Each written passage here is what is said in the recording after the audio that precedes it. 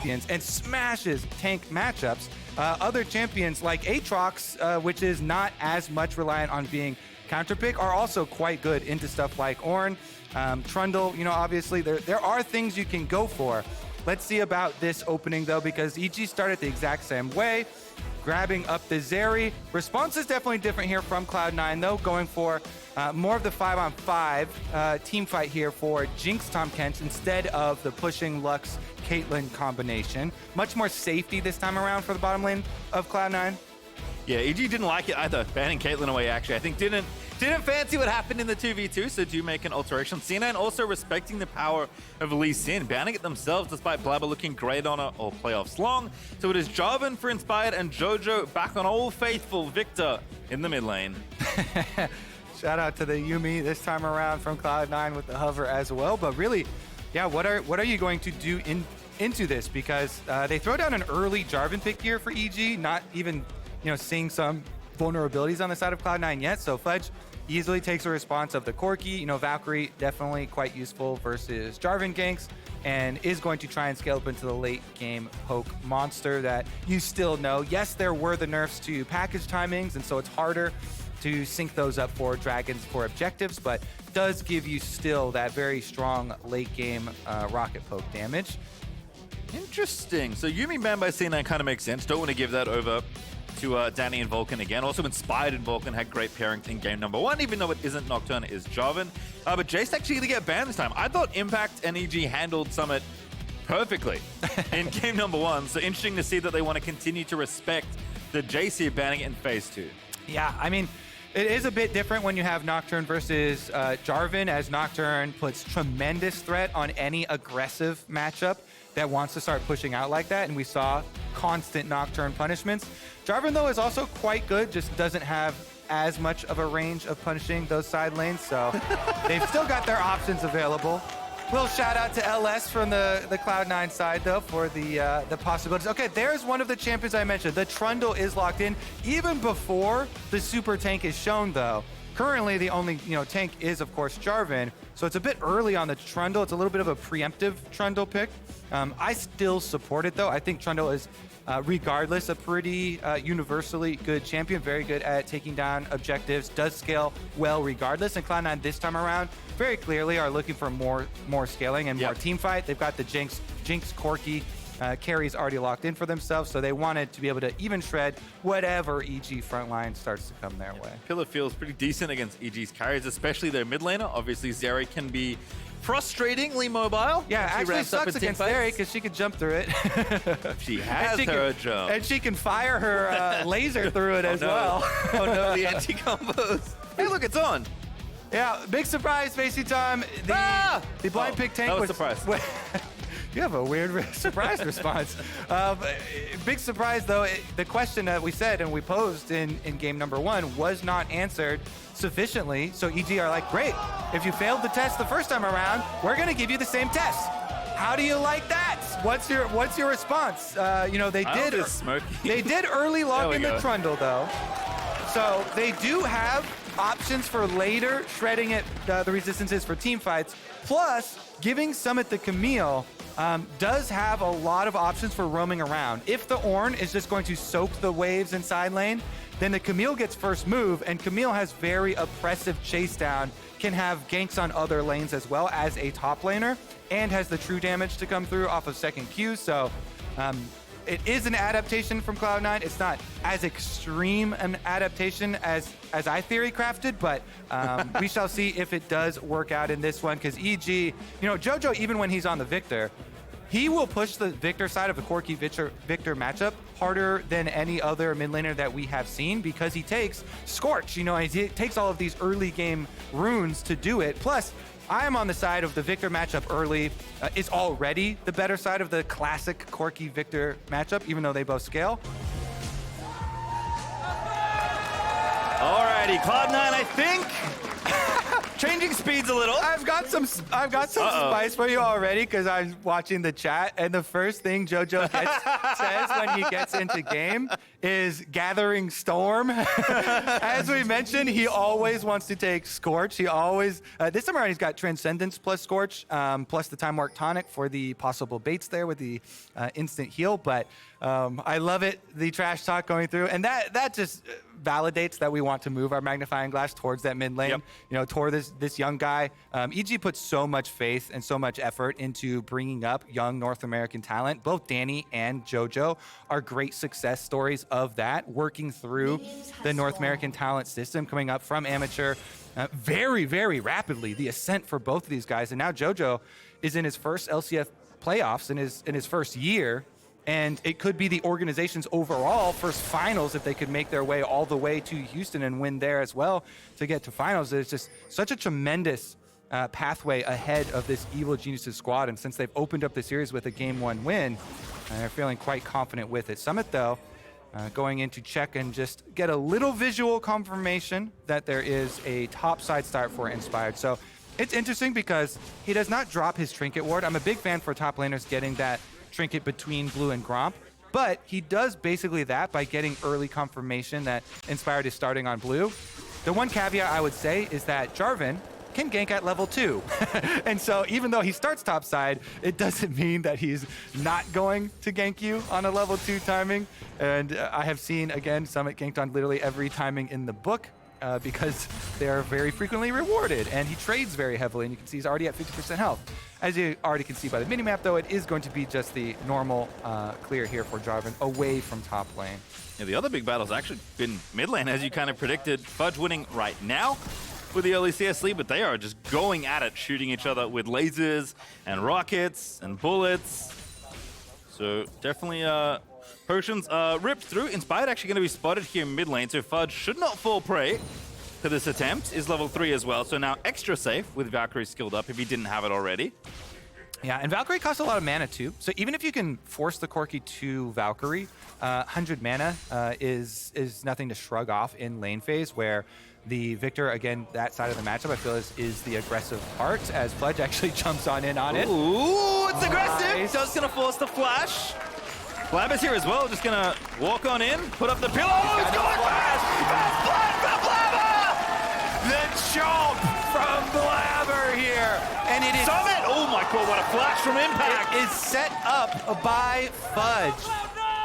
We mentioned the mentality of these two mid laners. We mentioned this rivalry that has been brewing between Jojo and Fudge. They've been trash talking constantly. Jojo saying he's going to send Fudge back to top lane. Well, Fudge with that Valkyrie Phosbomb trade and forcing the flash just sent Jojo back to the fountain for a brief time as Blaber came through on the response gank after Inspired was the first one there. It's just really well played with the information from Cloud9. And again, they've both got wards. You see those two wards? The blue one expires. So critically, the EG information is gone now, and Fudge knows this. He goes in, he gets his Phosbomb trade. There's no flash now for Jojo, and Blaber says, you can't even walk towards your tower with the W move speed. That W from the ground there gives him the move speed to get in place for the pillar, and the flash chomp makes good on the trade. Just very good coordination and use of information manipulation here by Cloud9. Fudge says, hey, their ward just expired because our trinket was later in the river. It saw that ward expired. Come over to mid lane. I will go for the aggressive trade on him. He Valk Phosbombs to force the flash out of Jojo. And because the ward had expired, Jojo was walked back into mid lane. It's just really, really nicely done with the small timings and those windows that are afforded to you by paying very close attention to what information you have as opposed to your opponents. And a much needed response from Cloud9, Pastry, because game number 1 going so heavily the way of Evil Geniuses. I watched yesterday. I want another game 5. Oh, absolutely. I will be very upset if I leave today with any less than 5 games. So I don't know who can arrange that, but I'd love it. We'll see what happens though. Fudge did not take kindly to Inspired ganking him when the cannon was low. That was a good timing, of course, but Fudge losing the cannon means that he's the rage overtakes him and he goes for Jojo, and Blaber cleans it up nicely. There is 5 people in mid lane, but Fudge just guiding the wave in. Not too much health. So C9 just going to get a little bit aggressive, make sure this wave moves on in. And oh goodness, they're actually going for the engage. The knockup, I think, barely missing from Isles. And now the counter gank here from Inspired. Vulcan moved up as well. Flashes in, gets the slow, gets the root. Blaber in so much trouble. The Trundle's pretty tanky, not tanky enough. Jojo gets his own kill. It's funny that we were just mentioning yesterday's series, Patient, because mid-lane minion waves were a war that was fought over yesterday as well. And it is, again, the case today. This time around with no flashes on any of the members. There were so many small things in that attempt to push that led up to this counter from EG.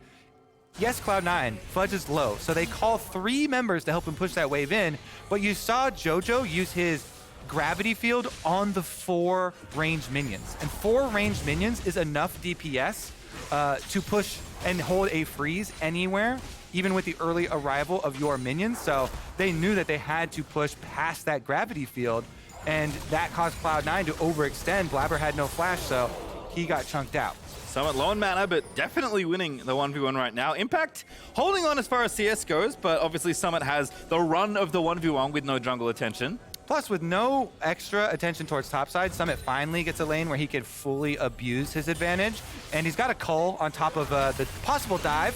Level 6 on, but pretty low hit for Impact. Great double knockup. Here comes the Ornn, and there's someone going in. He dodges the ulti and gets the 1v1 kill, and he gets out. Beautiful stuff here. Very easy to use your immunity frames but don't there. be greedy. Yeah, finishes off the extra minions, and let's see how the cooldown on hookshot is looking. It's up. Summit's like, yep, I'm chilling. He's hiding. All right, can't hide. Summit, Precision Protocol buffs, and Inspired's going to finish this off. Jungle gets the kill, yep. Inspired takes the gold.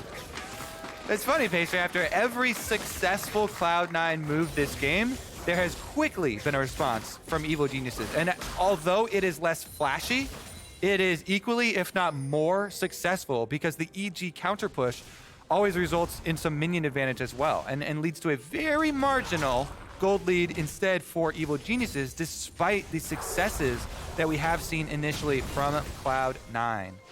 Definitely not the same time of this game, though, that the last one had, so C9 can lean on a more even game here in the earlier stages, but obviously you want to get Summit as much space as you can.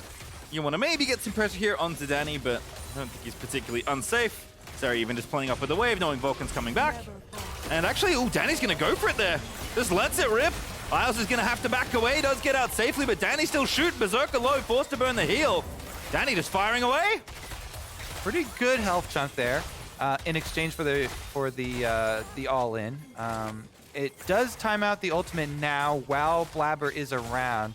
So I wonder, there's a slight possibility there's some sort of punish mint on the bottom side, but again, there are all summoners available on Danny, and Zeri has many options to deal with terrain influences, so shouldn't be very vulnerable. I do like just using the ultimate for big chunks of health there. If you know you're not actually going to go into a Dragon or Rift Herald fight, just getting your priority on lane, forcing the Cloud9 duo back, knowing that they will not be able to transition up to the top side first. They're actually keeping them pinned under tower while Blaber and Fudge move in response to this Rift Herald, which they've got a ward on the whole 2v2, time. Blaber gets knocked up, the Chaos Storm is dropped, and Jojo finds the kill. Fudge barely able to Valk out of the way, Inspired low but not dead, and that's a free one. Yeah, it is a free one, Pastry. It happened so fast. I was so surprised there that they just walk right up to the Jarvan combo with Viktor there. It's so effective if you can just EQ out of the brush and have the Viktor damage right on top of it. Blaber just gets annihilated before there's even any response. Nice little ulti there for Summit. Dodges the incoming impact charge. Summit, wants to trade more, but knows that there are more people in the top half of the Rift, so not going to overextend. Yeah, they've still got this ward that lets them know, okay, the Rift Herald has been taken, but there's nothing they can do about it this time around since they just walked up and got comboed previously. And plus with your Rift Herald recall, he's going to get out and reset extremely quickly back to the bottom side of the map. So no Dragon traded. There's no extra, influence here given up to the side of Cloud9 from EG. And EG just, again, slowly plodding along in this game with Rift Herald in their pocket, plus the marginal gold lead off the 2 kills for Jojopyun. And by the way, since it's Viktor, I always love mentioning this, that it also accelerates the upgrades for your Hex Core, which are critical for this champion. It's a champion that does scale, and that scaling is always the part that is highlighted. But to Jojo's point of taking early game runes, it actually does have a big influence if you can take early game runes and get takedowns with them, because it actually further accelerates your scaling with your hex core upgrades. So both of the kills going to him. He's definitely happy to be involved in that early action and be the one getting paid. All right, it is the long con here, but that package there from Fudge is going to have to be burnt. Vulcan appears at the perfect time to blow that cooldown, but Cloud9 are going to get the first dragon unless... Nope, nothing going on. Blaber gets it. It has been the story of the series thus far. EG getting their gold leads, Cloud9 getting the dragons. This is much later into the game too, so there will not be a threat of an early rush on dragons. As you also pointed out though, the team comps are very different for Cloud9, especially this time around, and so they are not pigeonholed as much as they were last time around. I mean, picking Jace top lane and Caitlyn Lux bottom lane puts you in such a tight timer with very little room for error. Almost no margin for error on that. Like, you have to, you know, play so aggressively and so effectively to be able to snowball that. This one, there is definitely more leeway. Danny roaming around, but just going to leave the area. Berserker and Isles have had the worst end of the 2v2, but not too bad as far as gold goes, I'm sure. For the Jinx, again, Cloud9's bottom lane, definitely playing more like they're scaling cells. Blaber is going to get involved here, though, but it's a 3v2. Jarvan over the top, the Devour's burnt down, and Isles just gets killed off by Jojo, and Fired locked in the pit, though. Fudge able to get that kill in the Jarvan Cataclysm, and Blaber now going to get jumped on. Danny looking to try and find the solo, donates the goal over to Jojo. He doesn't even want to turn around and use the blast cone either, Pastry. He's like, forget the blast cone. I'm not letting you out of my sight for a second. He stays on him. He flashes over in the end. They get the extra kill. Vulcan's even going to harass Fudge more. Thankfully for Fudge, he does have red buff for a little bit of regeneration, and it's just going to be the wave pushed in from EG. But the problem continues to be exacerbated here, Pastry. More and more fights won by EG and more gold. The mid lane is a team objective, Pastry. The mid I know, I hate wave it every game. push is such a team objective, and I like the evolution as we've seen more and more teams be willing to commit all of these resources to it. I like this as well. Popping the Herald, a little late, but find a perfect time for it. Just about going to get all the plates down. In fact, Jojo's going to stick around and make sure that happens. Fudge has to base. Blaber's not a threat. Okay, the Herald dies, so now the tower is. So Jojo not going to get it just yet, but has more than a minute to farm the last plate off if he wants it. I mean, he's 4-1. This is... Yeah, it's a big Viktor. I love that the analyst desk also talked about the confidence of Jojo that he shows already at such a young age in his first LCS year, in his first LCS split. He's so incredibly confident when you've got 4 kills on Viktor early too, and you've completed your Ludens while everybody else is still scrambling in this game. There's no surprise that he is going to push as hard as he possibly can. Sometimes that does cost Jojo though. That's been the one continual thing pointed out as him as a player. In lane, incredible. As out of lane, sometimes makes some errors. Yeah. But not this game, not right now. Always have to worry about the hubris taking over. He's a rookie. Sometimes, you know, it gets hypey. Especially since, again, we are in the lower bracket here. So this is elimination game. You cannot afford to make large mistakes later on into the game. And it's a good point that you bring up because we've been tracking this for all of spring.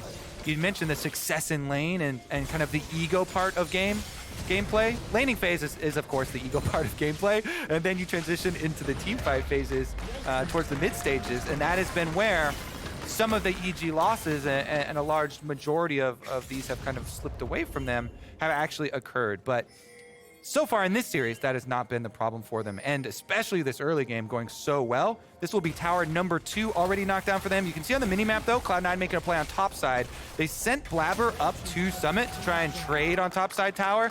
So he's hovering around threatening Impact to make Impact back off, and they can hopefully get some tower gold back for themselves because EG have overloaded the bottom side of the map, and they're not stopping pushing either. 3 members circling on tower number 2. Yeah, this FTX gold advantage feels like it's starting to snowball in the wrong direction for the Cloud9 fans. It was, you know, tenable for a while at 600 or so, but they're just adding more as Fudge forced to flash away from Inspired. EG looking to take down this tower. Yes, Summit's going to trade, but the T2s are worth so much bonus gold. 800 for the team with local and with team-wide gold for you. So huge rewards there in advance of the dragon. And here goes Summit trying to... Ooh! It's going to be close. Impact has to just stand there and take the pain.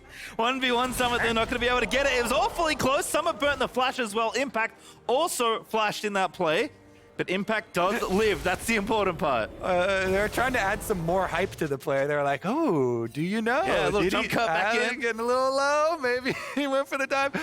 It is the flash, though. It was flashes traded. I believe was the off-screen trade that we did miss there towards the tower. And in the end, I honestly think that is actually detrimental for Summit.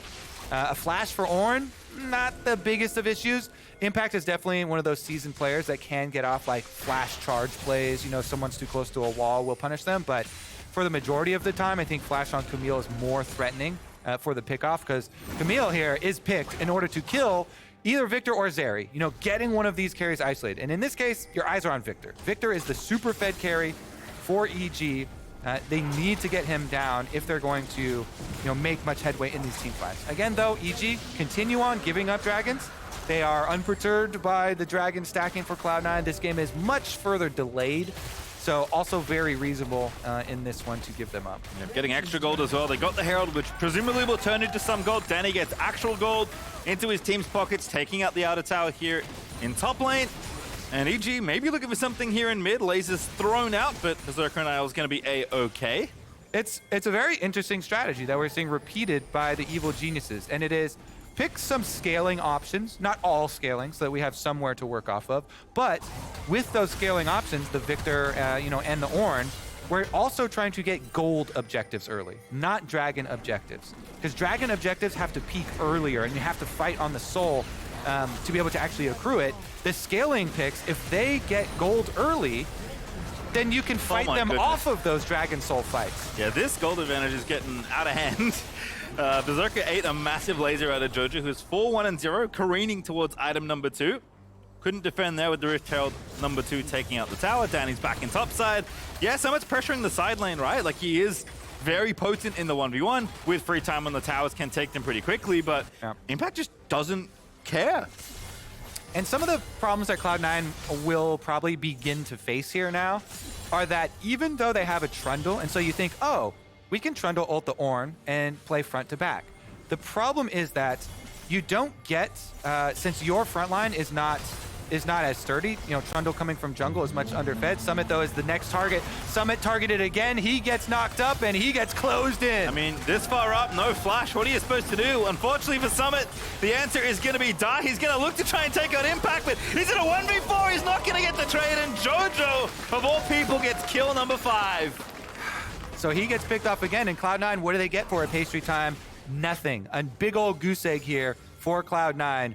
Unable to punish anything, because you would have to have other lanes pushed up to objectives to really make the most out of Summit drawing multiple members to that side lane. Because that did not happen, there is no real response here. And so it is just more gold positive plays on the side of EG, so carefully calculated from the evil geniuses. They saw the strategies that 100 Thieves exposed the entire league versus Cloud9. And I credit 100 Thieves with kind of the downfall of Cloud9 throughout this summer split, because you remember back to the story of this split, Cloud9 dominated. They were looking again like they were on a clear pathway to #1. Blaber playing out of his mind. Summit constantly dominating top lanes, huge top diffs every game. Berserker crushing team fights. And then the change happened. The mountain came. 100 Thieves crafted specifically their strategy versus Cloud9. They defeat them super weak. Cloud9 start dropping games. They defeat them again in playoffs. Cloud9 dropping down to the lower bracket. And everybody now trying to repeat. Oh, it's a painful Berserker. Wrong brush in that one there. Yeah, they have no control of the map. They've lost full control because EG focused so heavily on these early gold objectives and map control. Thank you, observers, for toggling the vision, because this is how dark and bleak it looks for Cloud9. The pick onto the Jinx means they've got no power for their team fight now. Fudge is trying to scale. He's got his Muramana completed, but his Ludens is not done. Summit, I think, just trying to be cheeky, but he's going to get somewhat punished. That Chaos Storm is a significant chunk of damage. even with only a couple ticks. And EG get what they really came for in this play, taking another tier 2 off the map, Kobe. 6 towers to 1, and a whole bunch of gold still in EG's favor. Yeah, and all this, it's also just so funny to me that all of these kills have gone into Jojo, and you're just like, where's our best possible area to funnel gold? Guess what? Jojo's getting all the last hits. This is a 6-kill Viktor. And to our point earlier, if you're picking some champions that scale very well, like Viktor, and you can focus on early gold objectives, then you just accelerate your scaling. You don't have to wait until late game. It's 20 minutes, and he's already a massive threat. 8 stacks on the Darksteel. The Void Staff is even completed, even if you want to build magic resistance. So it's just like, what are your answers? Because he develops what are your responses? Because Jojo's got the answers to even the magic resistance before you even build it. Makes the game very difficult. Okay, there for Cloud9 is some hope.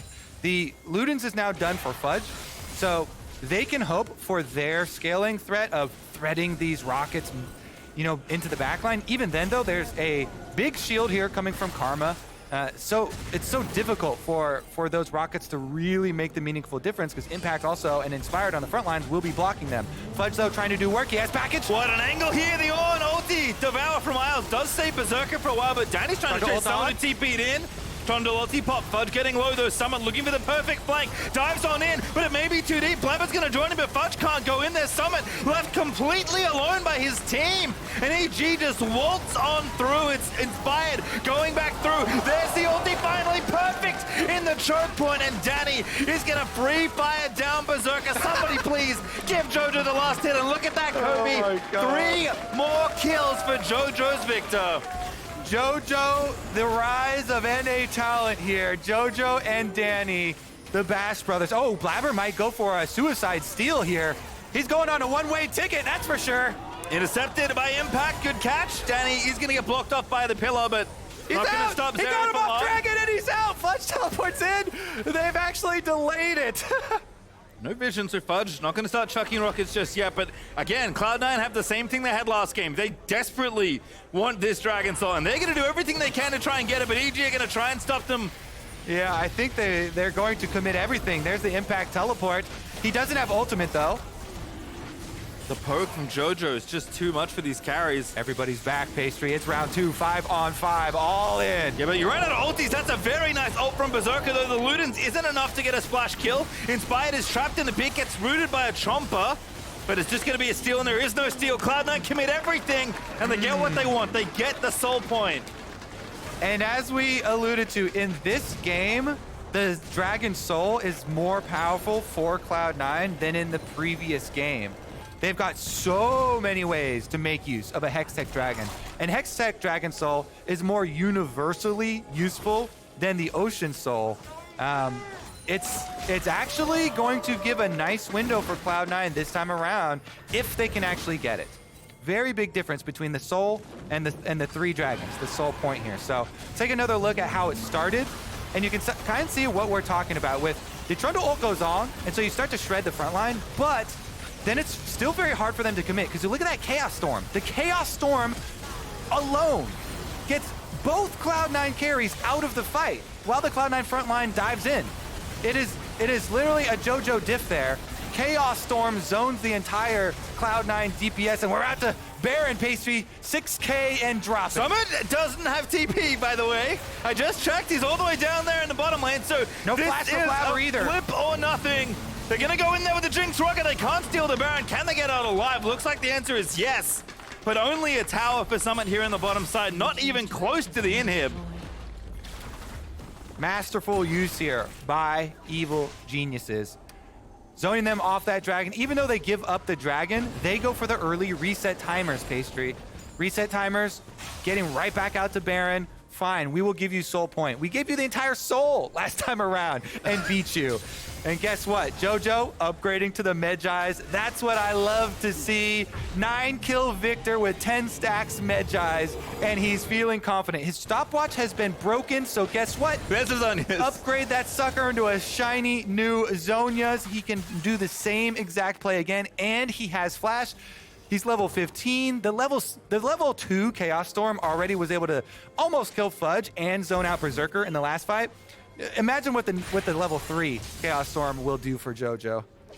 could win in this game. Could win in this series, to be honest. EG looking very good so far in game number 2, poised to put Cloud9 on the back foot in elimination territory. As again, this is our final best of 5 before we ship off to Houston. EG would love to be team number 3, joining everyone else for finals weekend. And Cloud9 have not missed in spring for a while. This one will hurt. It certainly will, considering how dominant they were in the beginning of spring split. EG, though, they've got a lot to do still in this series, Pastry. This is still a very young setup with both carries from Danny and Jojo having yet to experience an LCS finals. They're marching their way straight towards one, though, and Summit wants to stop them. Yeah. Oh, he went all the way over. Danny actually managed to flash that wall, and Summit's completely out of position as a result. Impact's getting shredded, but they just don't have the damage. The Chompers, I think, are going to save C9, but Danny is going off. Zeri is disgusting as Danny is going to find 2, make it 3. The man has the penta in his eye. Another penta! Go for it! Go for it! Danny penta! It seems to happen all the time. Jojo, you absolute jerk! There we go! No, what's going on? Where's Danny? He doesn't care. He does his waiting. Danny's gonna give it to him. There's the penta-kill. A donation from Cloud9 as EG take game number 2. Danny, the penta-kill machine! All right, this one was given to him by both Fudge and his teammates, and yet still, he delivers again. Would you like to know an NA player? Well, never mind, we'll hold that thought for a second. Summit trying to keep them off. They actually can't finish again. Oh, give me a little tidbit. Would you like to know what other North American AD carry with a lot of pentakills in his career? Double lift. Okay, yeah. Honestly, though, like, Danny looking pretty good for a very young player. Yeah, that one's fraudulent. That is one of the saddest last kills of a pentakill that I have ever seen. Danny didn't even want it.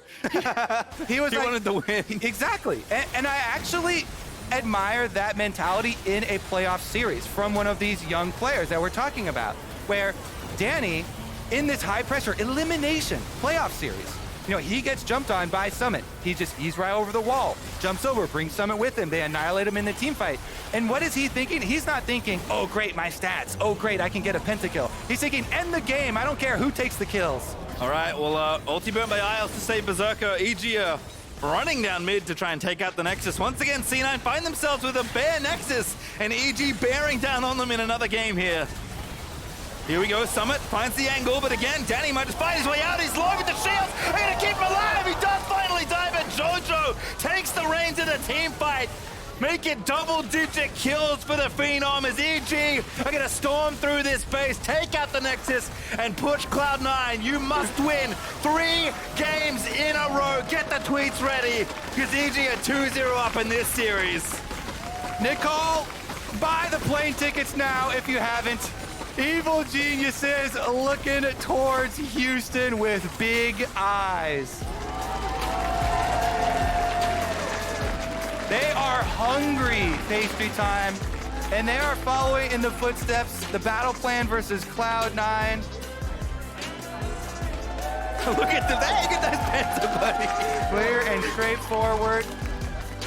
Danny was all business. He was taking down objectives. Takedown in the inhibitor, he doesn't care. You can finish off the kills. Take it, Impact, take it, Jojo. Doesn't matter. He goes over to finish the job, though. They force him to. They force feed that penta. Even Fudge was like, come on, man. Get your penta. All right. Come get it. EG all smiles. By the way, the players walk out the same way when they're leaving the stage. I saw Inspired run over to Fudge and start chatting to him. So probably talking about the gift that Danny was given there. But I agree with you. I think that kind of poise, that kind of truly competitive mentality of like, yeah, I don't want it. I don't care what my KD is. I just care that the enemy Nexus explodes before mine does. And EG as a team have been all business in this series. Yes. They have not chased stats. They have not chased dragons. They have been straight to the Nexus. Get gold early on these carries and finish the game. That is it. They want to wrap this up. Yeah, we could have an early day I hope that doesn't happen. We'll have to see. But come to us in Houston next week, and you could win some free stuff. Who doesn't like free stuff, Kobe? I love free stuff, baby. Each day, all ticket holders are automatically entered for a chance to win a jersey signed by one of the teams competing at Spring Finals. You can check out lolesports.com for terms and conditions. So while you check out all the details,